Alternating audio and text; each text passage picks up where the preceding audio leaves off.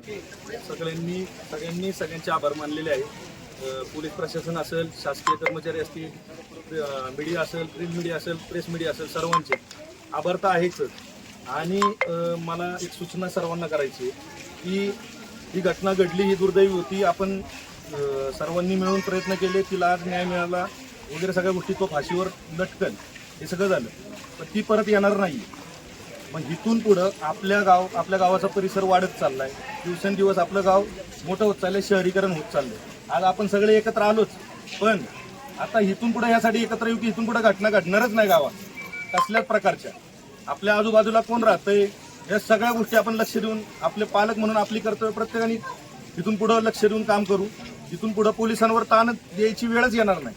आपल्या पद्धतीने आपण सगळ्यांनी सजग राहूया आणि इथून पुढे सगळ्यांनी एकजुटीने अशाच पद्धतीने प्रत्येक संकटाचा सामना करूयात, एवढंच मी सगळ्यांचे आभार मानेन।